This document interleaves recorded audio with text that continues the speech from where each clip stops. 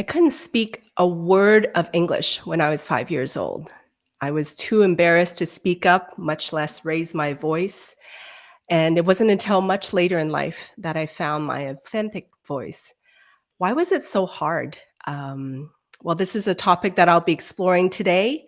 Join us as I chat with Foram Brown, executive recruiter for women in engineering, as we chat all about amplifying minority women voices.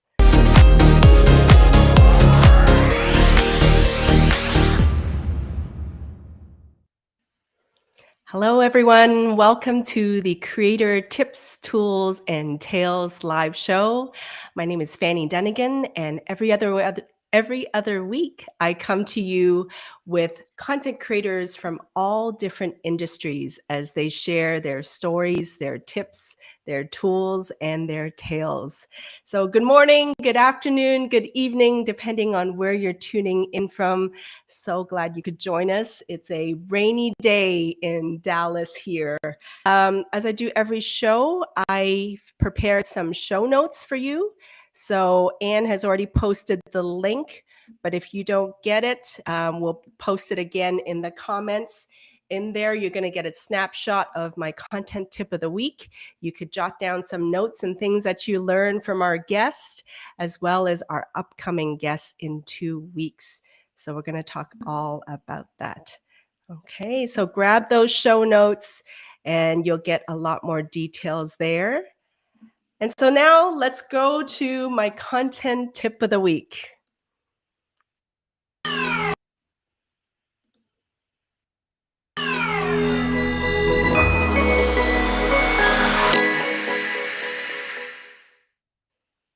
Okay, so this week's content tip of the week is, again, this is part of our book edition series where every other week I'm bringing you something related to content and building your entrepreneurial journey or your career from books that I've read and concepts that I want to share with you. And this week is all about the concept of ikigai.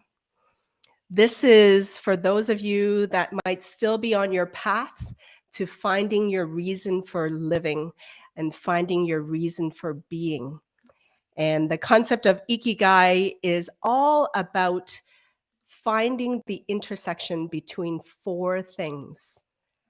So even as you're a content creator or beginning your content creation journey, you're probably wondering, like, what do I talk about? What do I post? Where can I get ideas from? And so this is a way to kind of start to ask yourself 4 key questions to discover your reason for being, your reason for living, your reason for the content that you want to share, and the reason for what kind of legacy you want to leave. So number 1, ask yourself, what do you love? What do you love to do? What are you passionate about? Okay. Number 2, what do you think the world needs? Right? What kind of change can you make in the world? What kind of impact can you make in the world? What does the world need? Number 3, what can you be paid for? Right? Let's be realistic, right? We want to earn a living as well, and we want to, pay it forward. And so it's very much about finding what else would the world pay for, your services or your products, right? And then the 4th question to ask is, what are you good at? Because sometimes what we love, we may not be good at. I love food, but I don't think I would ever open a restaurant or be tempted to go that route. But I think from all those 4 questions, what do you love, what the world needs, what are you good at, and what can you be paid for? That's the intersection of the ikigai and your reason for living or being. So when you're kind of stuck for what to create or stuck in your career, I'd suggest looking at those 4 questions and looking up this term ikigai, and you'll see that in the show notes and in the links that we've provided. And that's my content tip of the week for you. Okay, let's get to the star of the show. I want you all to welcome and join me in welcoming Foram Brown to the show. Everyone, welcome, Foram. How are you? I am good. How are you? I'm awesome. I'm very excited for this show.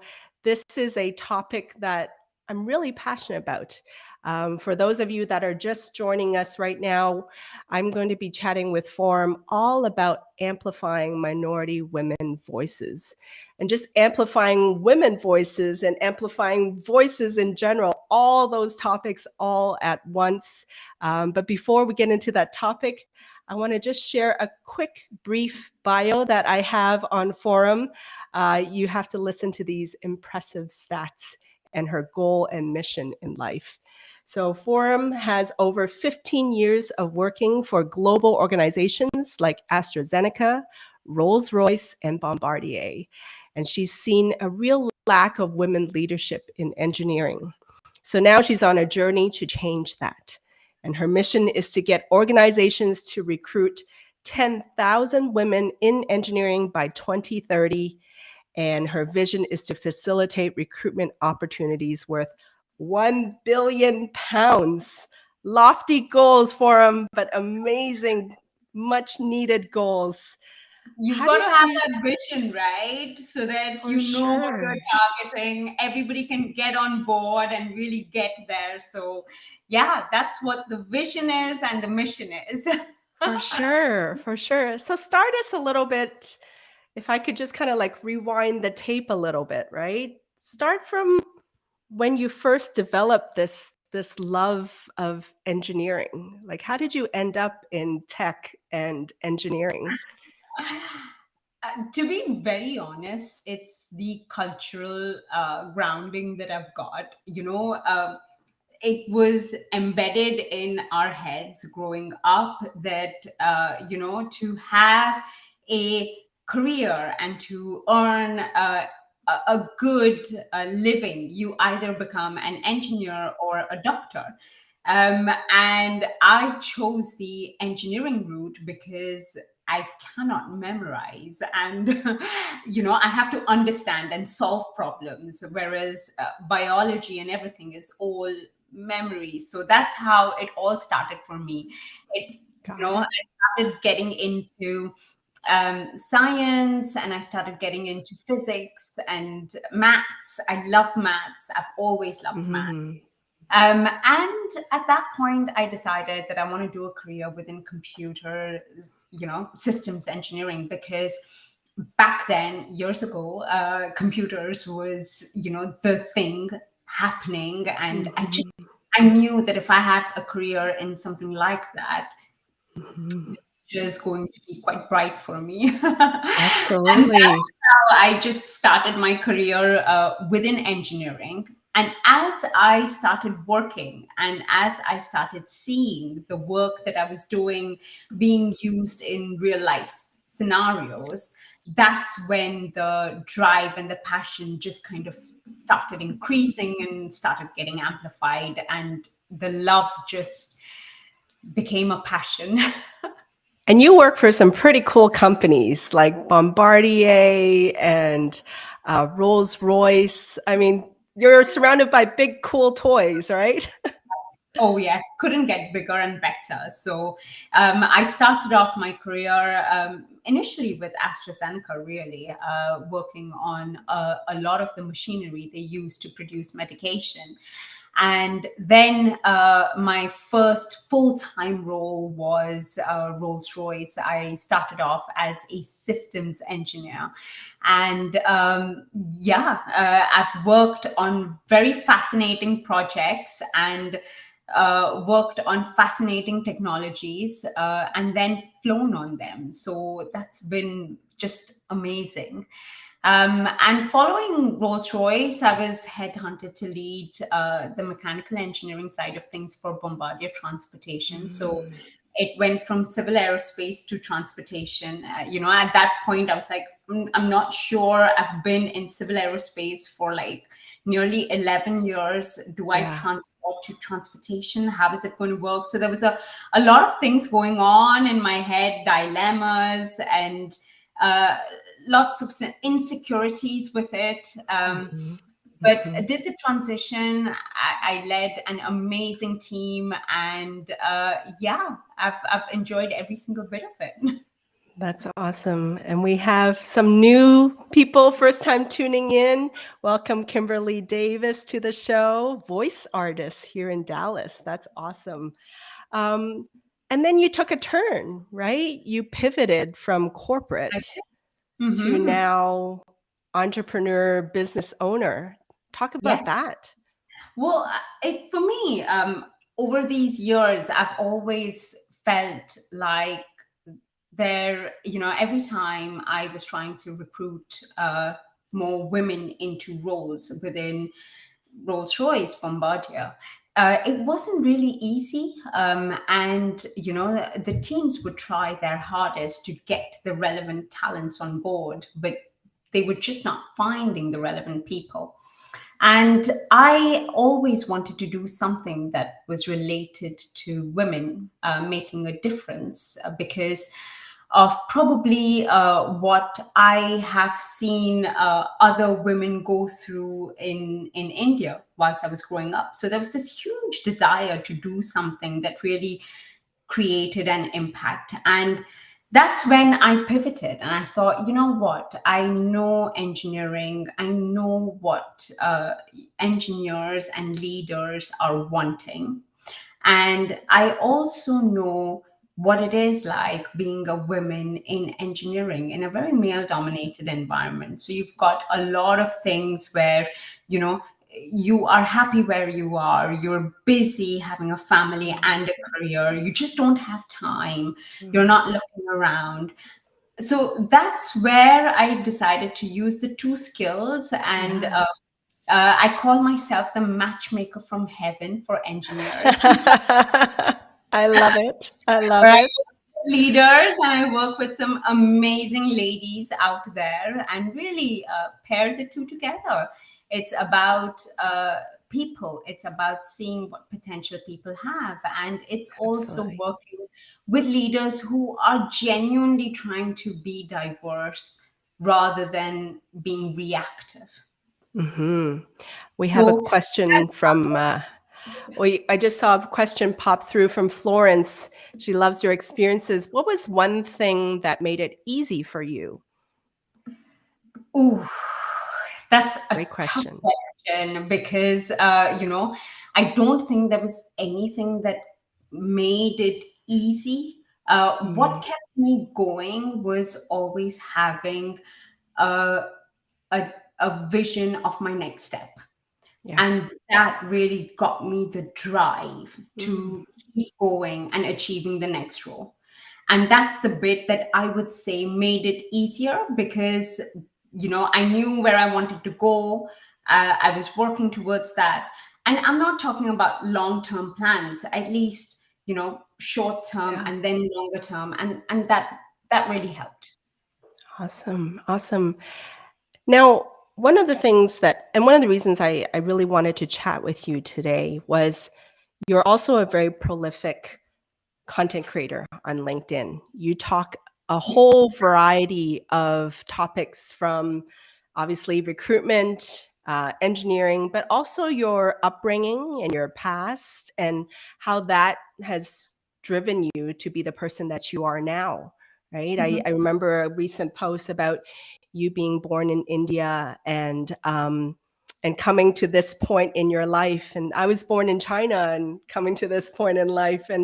Um, and that was one of those topics I really wanted to explore is at least I can only speak from the Asian perspective, right? Like we're we're taught, I think, a lot of times to be more quiet and Mhm. especially as females to be kind of more keep to ourselves, don't talk unless asked, that kind of thing. How did you get from kind of like that kind of upbringing, I think, to now and I know I've gone through my own journey, but like this desire to speak out and to stand out now? Because I think initially we have that kind of fear. I agree, and I think the only example I can really give is when you have a spring. right? And if you just squidge the spring so much and then you release, it just goes boom, right? I feel that's what's happened. With my upbringing and where I was, my it's been quite a traditional upbringing where, Mm. like you said, it's as a female, you don't speak up. You're asked to dress a certain way, talk a certain way, behave a Mm. certain way. Mm. And they were all those things that kind of, inside me, I always wanted to be something different. And I was Yeah. told not to be that person. And when it got to a point where I got the opportunity to just be myself, I had that spring effect. What was And that turning point for you, though? it was when I came to UK, and I Mm. was only 18 when I came to UK. Mm. And believe it or not, I hadn't even been for a sleepover to a friend's place before then. Same here. My mom wouldn't allow it. Exactly. And then all of a sudden I had, oh, you are going to a different country. And by the way, you're going to be staying all by yourself. And Yeah. so that was daunting, but at the same time, it was liberating because I knew I could just be myself and I could Yeah. explore things the way I've always wanted to explore things. And that was the turning point. But it wasn't easy after then because you're not used to being that. You don't know how to react with certain situations. Yeah. So there's a lot of learning that goes with that as well, which I'm sure you've experienced in your transition Yeah. too. Yeah. And I think there's also this transition from saying what you think people want to hear Yeah, to saying what I really feel. exactly. There was this almost this need for approval at the beginning, and like saying the right things, and like not angering anybody, or not being so cautious, to now it's there's a little bit of take it or leave it. If you're not interested, scroll on by. I understand we can be different. And then if you are interested, stay a little while and let's have a conversation, right? Exactly. I think I find that, somewhere we are so judging of everyone. And we've almost been told to adapt to the society or either blend in with the society. Mm. And Mhm. that's where often what we speak is are we speaking what they're wanting to hear, or are we speaking what we're thinking? And for Yes. me, it's been a journey of all these years, since I kind of came over to evolving, learning, and getting Yeah. to a position where you speak what you want, but also keep others' views into, recognize that others have their own views as Yeah. well. And, Yeah. and they're allowed to, absolutely, just like we're allowed to have our own views. And Absolutely. to get to a point where And it's you, encouraged, right? Like, growing up in Canada and now the US, and you in the UK, I think there is more opportunities to share your voice, and people are accepting to hear your voice. absolutely, absolutely. And I think that really just that that helps because the more you kind of are out there, you're sharing your views, and the people and the conversations that people are having just kind of gives that little bit of boost as well to say, right, okay, we're now talking, we're Absolutely. sharing thoughts. We don't have to be aligned. It's just about sharing and then creating something that, that's magic. I see this question, and I really like this question. I think we should discuss this a bit, from Kimberly Davis. Being that engineering is a heavily male, Mhm. especially in the Asian countries, dominated field, and even I was catching up with my alumni engineering university in Canada, University of Waterloo. Enrollment is still around 30% women in engineering. And that, I mean, it was about maybe 20%, and I graduated 1998. And now, so we went from 20% in 1998 to 30% in 2022, right? So And right.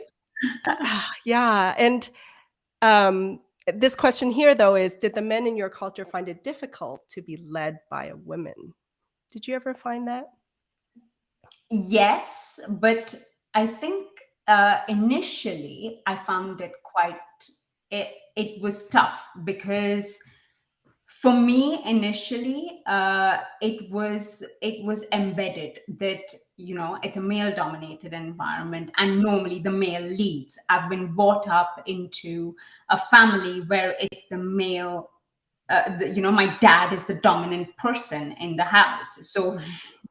it was very difficult to be out there as a leader and lead because Mm, the head is saying, well, actually, should I be doing this? Am I right? What are they going to be thinking? And they were all the questions that were going through my yes. head. But then, I realized that it's going to be difficult if I think that way and if Yeah. I allow it to be difficult. But if I have my presence of who I am and leading a team, knowing what I am doing and building that trust Mm, with the others, that's when it all changed. That's when for me it didn't matter whether yeah. it was male or female. What was harder was breaking the ceiling to get to that Mm, position. But once you were in that position, and once you had the right attitude, and once you were accepting that, you also need to build that trust with people that have never worked with you before, like any mhm. other role, any other level, that's when it became a lot easier. Yeah. And I want to explore this question from Mike Rochelle. Um, and I know that when I was coming up with the title for the show, I knew it would garner discussion. It's like, why only amplify minority women voices? Why not amplify women voices? Why not amplify all voices? And yes, I agree with all that. But I think one thing that you touched on and one thing that I feel strongly about is there's the societal side, there is the organizational side. But if we want to affect change, we have to change our own initial mindset first, right? Hmm. Like, and like you, right? I also grew up like, around, as a Chinese woman and a Chinese girl, right? That I was surrounded by like strong male figures that didn't necessarily encourage females to speak up. Um, Mhm. and so there is a point where we have to ignore those society norms. And it's not all people that say that. I'm not saying that at all. But there's a chance where now we start with ourselves, right? We can only control ourselves. We can only start with ourselves, and change our own mindset that no, oh, I can speak up too. I don't have to like stand behind a man or those kind of like Yeah, weird things that we brought up thinking, right? exactly. It's Uh, those little things that we've been brought up that really play such a huge part on how we behave, how we act.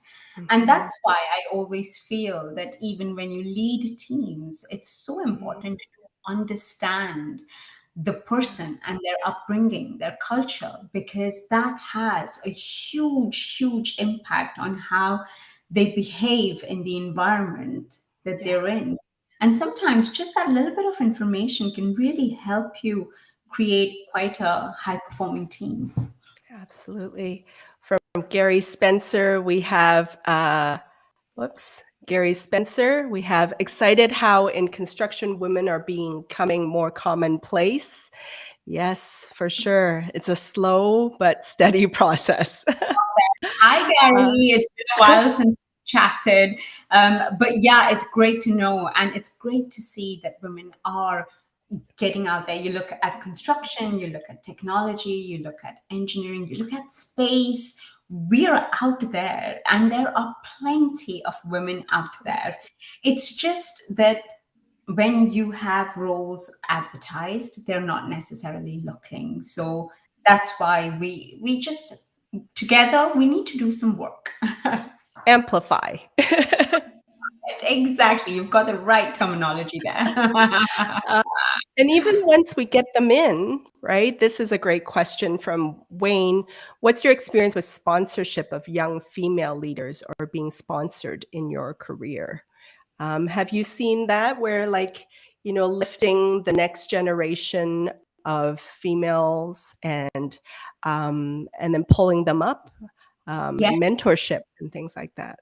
100%. And for me, I wouldn't have been where I am with the help, support, guidance of mentors that I've had Yeah. throughout.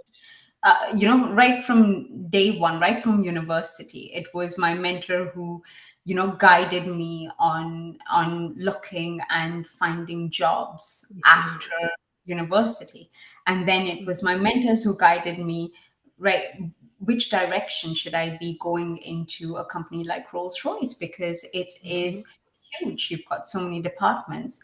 It's all of those that really help us in getting where we need to be.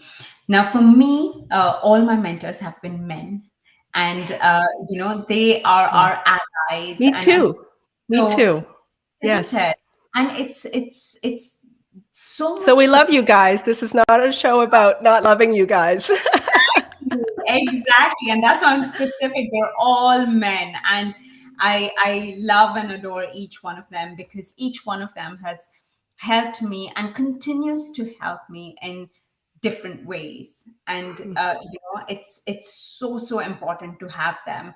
And I find that a lot of the times we almost expect the mentors to come to us, but my experience and my advice is you've always got to go find your mentors. Yeah. You've got to go find and get their attention, and get that bonding so that they want to mentor you, and you are also teaching them things, because you are a different perspective to them as well. So yeah, don't What? wait, find them. Yeah, and ask. We Yes. hesitate to ask. Yeah. I want to share a little anecdote, and I would love to get your perspective on this, because another reason why I had this show was I was frustrated by something. I recently asked for a group of volunteers to be on video, and I made sure I kind of invited people from the whole spectrum, and I wanted to have their voices and their different opinions be shared.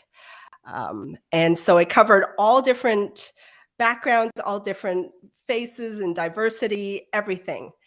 And so I sent the email out, okay? And first 3 replies I got back were all from Caucasian men. Okay, so they're like, all right, they're going, right? And then silence from everyone else.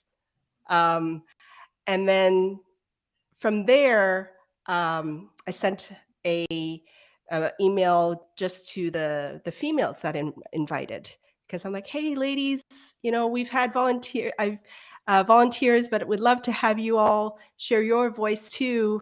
And 2 came back out of the 12, right? But that was after extra prompting, okay? And finally, they did. But that was only 2 out of the 20. So I do feel like we also hold ourselves back by not stepping up, even when the opportunity presents itself. I Oh would love to yeah. hear your thoughts about that. It's the same. I do feel we stop ourselves, but also I find, particularly within engineering, possibly similar in technology and construction Yes, as well. this is a technology group. Mhm. You know, you get to the top, and especially the female at the top, I don't know whether they feel threatened or what the rationale could be, but the liberty to share their learnings Mhm. is limited for some reason. I don't know if you found that. It depends. It depends. There is still the mentality of, I'm just gonna heads down, get my job done. Yeah. That's it. And you and I are very pro content creation, pro raising our voice, right? And some people just don't want to, and I do feel that they just want to stick with doing their job. But I don't know, maybe it just takes extra nudging, and that's why I think this show is about, like, the extra Absolutely. nudges to the quiet ones. And I think it's just these type of things that give that little bit of a boost to say, you know what, it's fine. You know, you can speak what you want to be, and if you don't have time, it's okay. There's Yeah. some elements, some shows, some representation. Just take half an hour out of your diary and be present, because every time you're being present, you are being a role model to the younger generations out there, you know, younger or mid-career. If you are a C-suite executive or a EVP, senior VP, just that half an hour of being present in front of people gives others, juniors, mid careers, such huge inspiration, because they feel that that's where I want to get to, that's where I want to be. And I know this because that's how I felt, you know. Mm. So even if you reach a smaller percentage, you're still Yeah. inspiring quite a lot of women out there to do that. But Agree. yes, it's things like this that just help get that little more nudging that's needed at Yes. times. Little A little uh, more. and I wanna give kudos to Kelly Flowers in the comments there. Kelly, huge shout out to Kelly Flowers. She was on our show in season 2. She is the founder of Women Leading Technology, nonprofit association here in the Dallas-Fort Worth area. And, see, we continually still Yay! struggle with it. Why is it hard for women to ask for help? I am one of those ladies. What recommendations do you have for the ones that struggle in that department? Why do I feel it's difficult to ask for help? I feel perhaps it's because we're told always. Maybe it's the upbringing where, you know, you just don't ask, you assume and you get on with it, or you're too worried about the fear of the consequences. You know, you ask, what if you don't get it, you know? And for me, I would recommend using that fear into the strength. So I always think that, look, you know, if I don't ask, I'm never going to get what I want. If I ask, what's the worst that's going to happen? The person's going to either say no, or, you know, I'm going to have no response. So I'm not worse off than what I was before, anyways. So the Yeah, only thing that's going to happen is something positive, you know. yeah, But accepting that if you don't get what you were expecting, it's fine. You've just learned something, maybe about the person or about the company, or whatever the yeah. situation might be. And Again, shifting our mindset, right? our Mhm. mindset, and that has always something that's helped me. It's not easy because you know, it's difficult to get into that routine of asking when you don't like asking, or when you can't ask, Yes, you know. It's yes, cringy, isn't it, from it inside? It's like, is. oh It God, what, is. it's the what ifs, what if that really kind of makes And you even cringe. as entrepreneurs now, right? Like, asking for the sale, or like, I mean, I've worked a lot through it. One of my favorite sales coach, Don Williams, is Yeah. really helped me at the beginning of my entrepreneurial journey. And ask, right? Ask for the sale, Yeah. ask for the promotion, ask for the raise. And If you if don't we hit a ask, ceiling, then let's go create our own business. exactly. If you don't ask, you don't get. So it's as simple as that. So, you just look at it, you either get it or you're no worse than where you are right now. We do have to take that part on ourselves to Absolutely. ask. And it's Yeah. just, it's accepting that you may not get what you are asking for. So Yes. if you don't get it, it's fine. You've learned something. Yeah. It's going to be Then you hard. assess, then you know, is Nothing, this the culture nothing that for me? yeah, exactly. Nothing that ice cream can't fix. I love this comment from Gary. And so it's two ways, right? It's our own mindset, it's our own getting over our resistance to asking, and then having advocates for ourselves too. Gary says, as a male leader in a male dominated environment, we need to reach out and invite women to come if we are to be elevated. As I believe we as men are held back due to the lack of women voices and presence at all levels in business. So thank you, Gary. Thank you for sharing that. I did see here, I wanted to kind of like wrap up this career section real quick of like, what would you say is your number one piece of advice for navigating a career in STEM? So For those that don't know STEM, just science, technology, engineering, and math, because we're geeks here. for me, the only piece of advice, and I tell this to all the ladies that I speak to or any candidate I speak to, is have a plan. I so many times have been in presentations and speeches where senior leaders who have been female have mentioned that they've got where they are without a plan. They did. And to me, I always wondered, I was like, oh, I don't know how I would ever get there without a plan. So for me, it's always been knowing where I want to go, where I want to be, but not having it so rigid that it becomes frustrating.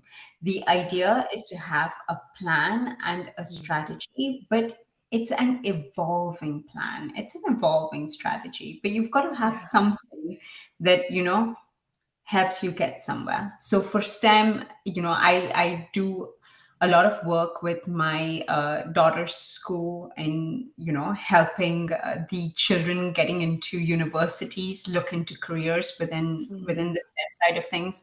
And one of the things I say, if you want to be a particular, I don't know, if you love concerts, well, how do concerts go live? It's not Yes.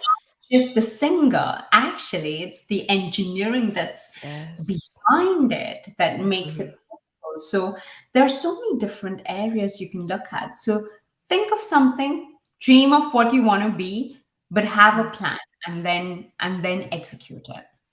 Absolutely. I want to shift gears a bit from careers to one of my favorite topics, content creation, right? Which this show is all about content creation, honestly. But you've really grown over. I've watched you over the years, and just finding your authentic voice, sharing from the heart, sharing your journey with cancer, your journey of finding yourself, and what has been some of the lessons you've learned as you've kind of created content over the years? Ooh, there are quite a few lessons. Mm, The biggest one I would say is just accepting that everyone has their own opinions and not to really let it impact what I am doing and what the mission is all about, because it's difficult. Content creation, as I'm sure you know, is not easy. Coming up with ideas, sharing thoughts, being vulnerable, being authentic, really making it public knowledge is hard. But the view is somewhere it is helping someone, and if it helps one person, then it's all worth it.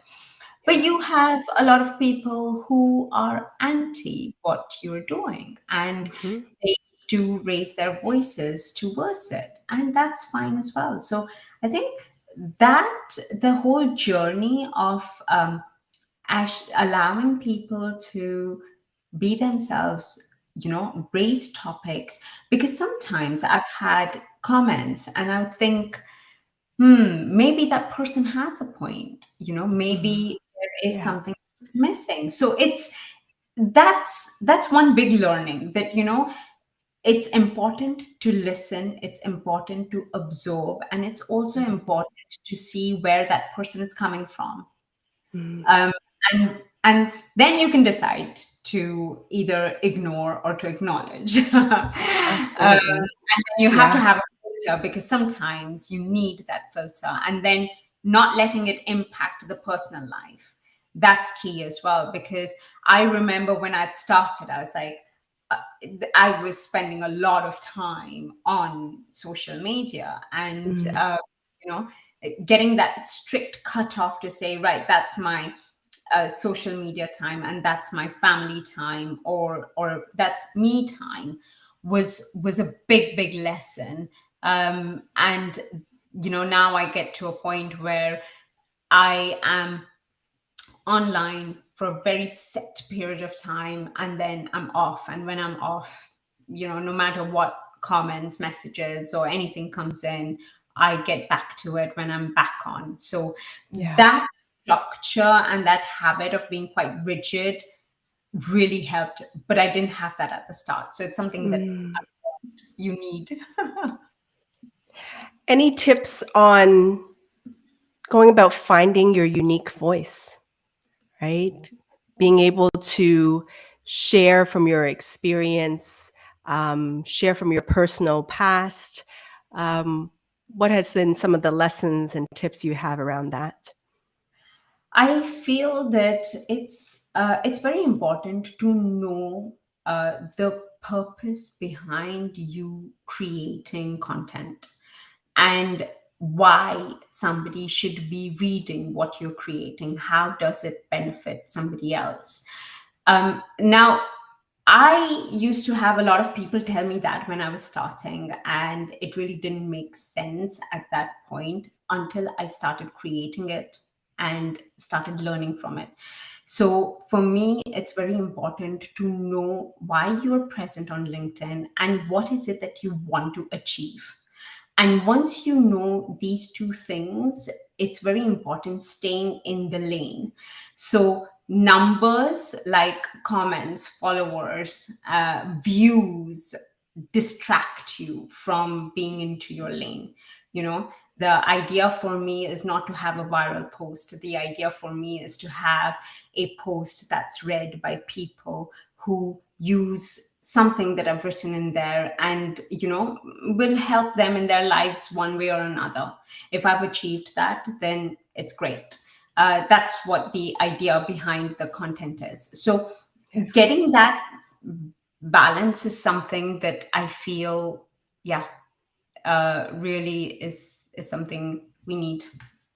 And sharing our stories. I remember one of the post about your coming out of your cancer treatments, right? And you got your hair cut, looking gorgeous. Not that you don't always look gorgeous, girl.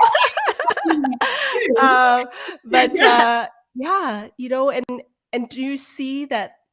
I feel like LinkedIn is changing people in a good way. Mhm, People used to be a lot more buttoned up, nothing personal, heaven forbid. And mhm. but I do find that I think it's nice to mix in some personal stories and journeys. Don't you I think? I agree. But I also feel that a personal journey interlinked to your presence on LinkedIn Yeah. is more powerful than just sharing the journey side of things. That's what I've felt over the past few months. Again, just every time reminding myself, how is this story related to what I'm doing right now? So even for me, cancer was something that really triggered my entrepreneurial venture. So I remember very clearly sitting on my bed, being quite miserable at that point, and then it was just a switch that said, I want to do something different. I want to create an impact, and this is what I'm going to do. So sharing it, but also linking it to your presence can be quite powerful. I love that. Absolutely. And also, in a way, there isn't, it used to be that you kind of clock in 9 to 5 or something like that, and that's it, right? There was a huge separation of like work and home, but now Yeah. everything's blurred, right? Oh, Mhm. I agree. And I feel like with the flexibility as well that we've got, it's just, you know, and that's where I feel that screen time or social media time and having that routine is quite important. Absolutely. I do see a great comment that was flagged. Thank you, Rebecca. Um, and this kind of circles back to, and it ties to content creation as well, right? This thing about asking and speaking up, right? Here, Janelle says, this is an amazing point that you made about people not speaking up when the opportunity presents.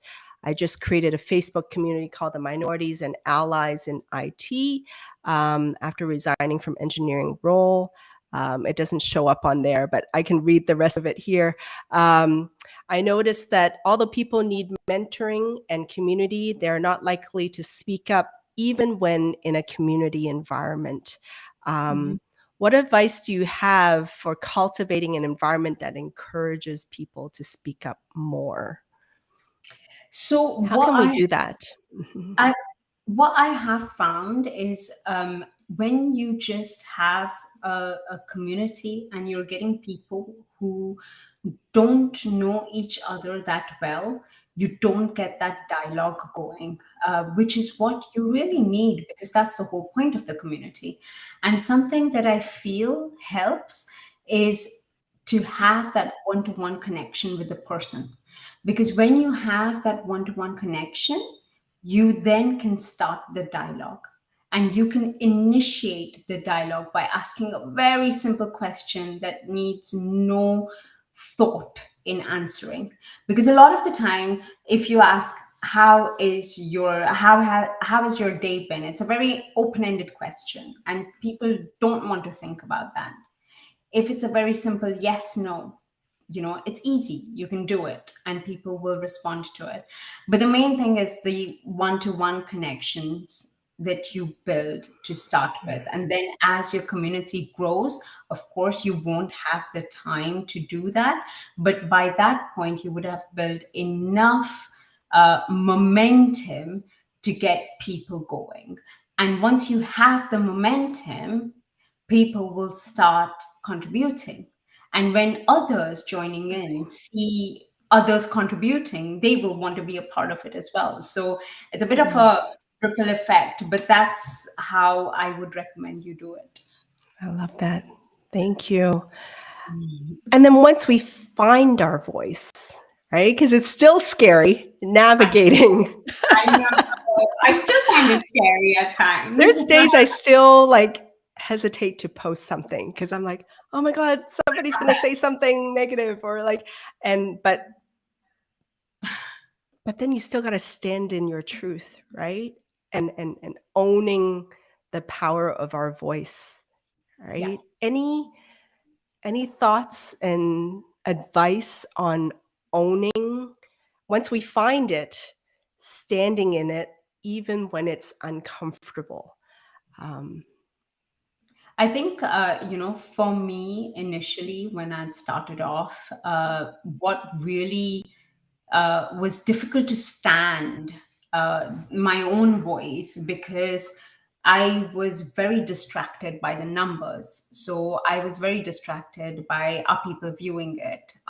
Is anybody commenting? Nobody's commenting. Nobody's liking. Oh my God, it's not good enough. So why am I going to spend time writing a post, which took forever when I started, because getting the ideas, writing it in the right way, being authentic, being vulnerable, but still aligned with the brand is tough.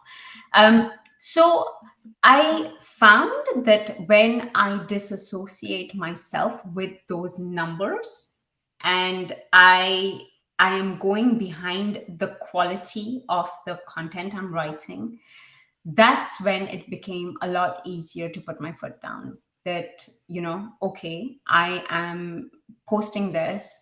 Are the right people viewing it, rather than the numbers? And something that really, really helps is Shield. I'm a big fan of Shield. I'm sure Yes. you use that too.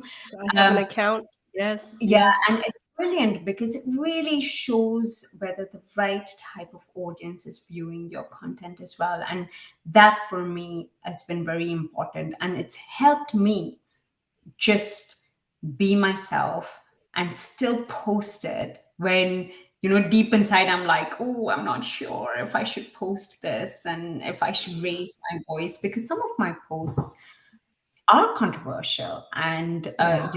not what everybody is is is thinking or are aligned with. So Mhm. Mhm. doing that again, and seeing what people come up with, it's hard, it's really hard. And Yeah. also between vulnerability and authenticity, finding that balance and still standing there and hitting the post button is quite tough, but disassociate numbers and then you're good. Yes. And also, I like this comment here. When it comes to content creation, particularly social media, you've made it when you get your first hate comment. That took so much fear away. And I was actually excited about my first mean comment. And I know I've seen some healthy debate in our comments here, and I think it's okay. I I do feel like, and I would like to get your kind of maybe final thoughts on that as we wrap up, is this acceptance of the fact that we can be friends even if we disagree on something. Because I think even as we stand in our truth and we stand in our version of the truth, let's say, and are finding our voice, owning the power of our voice, we may disagree, but we can still be friends and still respect each other for it. What are your thoughts on that? 100% agree, but in a way that's what all diversity is about. It's different minds, different people thinking differently, different ways of solving problems, different mix of people together. And you don't have to agree with one another. Actually, it would be so boring if we all agreed, whatever each one of us was saying. That's no fun. You want different perspectives, you want to share your thoughts, you want to share your views. And one of the things is, again, accepting that everybody is different and allowing people to be different, because there's nothing Yes. wrong with being different. There's And nothing wrong. listening Good. And and learning. listening and learning, because we have this thing that says, if I've said it, it's right. But no, you might be wrong as well. So it's having that mind to learn, which Yeah. we often don't want to when it's our own little baby, but Yeah. Yeah. we have to. That's how we Learning grow. even when we disagree.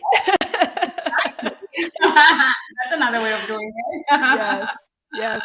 Good. The time always flies by. I could easily talk to you for another hour on this forum, So could but I. let people know the best way to reach you, and find you and follow you and grow with you? Well, the best way to reach me is LinkedIn.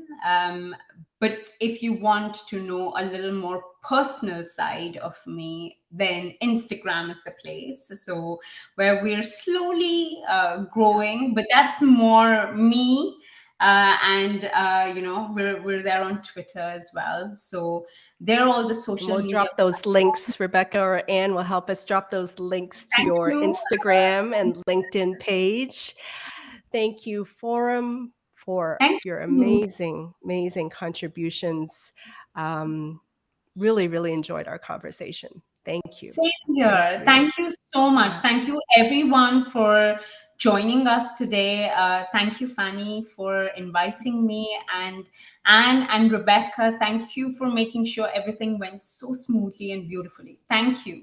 absolutely. Absolutely. Yes. And Rebecca, thanks for keeping us organized. To all of you out there, thank you so much. And continue to shine your light, share your message, share your voice. And I hope you'll do it through video. Okay, that's it, everyone. Thank you so much. See you Bye. next time.